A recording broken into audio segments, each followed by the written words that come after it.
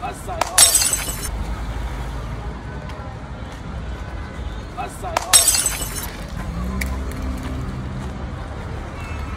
لو عدنا الموقف ده بشكل تمثيلي هو حصل تقريبا بنفس الشكل ده.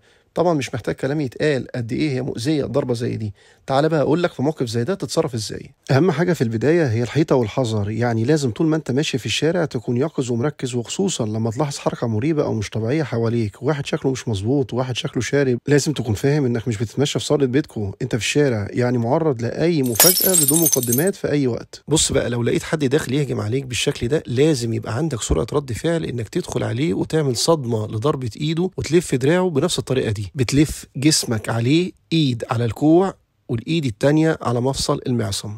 اهم حاجه وهو داخل لازم تدخل اتجاهه بسرعه اكبر بحيث ما تخليش الايد تكسر الزاويه 90 اتجاه دماغك. لازم تكون داخل وموقفها الاول.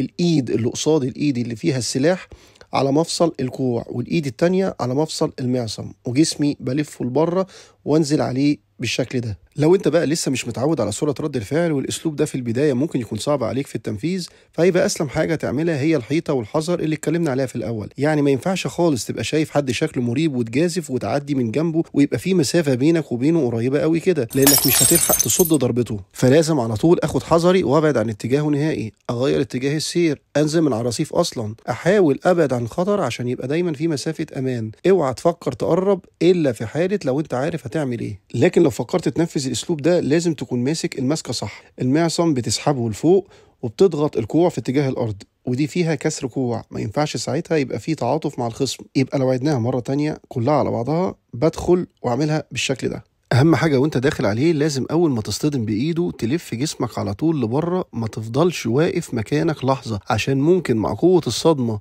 السلاح اللي في ايده ينزل بشكل تلقائي على دماغك. فخلي بالك من النقطه دي كويس. بصد والف على دراعه على طول. مخاطر الطريق عمرها ما هتنتهي، خليك دايما مستعد للموقف لكن ما تبقاش مستنيه. احنا مش بنقول انك تبقى ماشي في الشارع وموتر نفسك زياده عن اللزوم، لكن الحكايه كلها اكون مركز وشويه حذر مش اكتر. بحترمكم جدا ووعدكم دايما بالمزيد. اشوفكم على خير.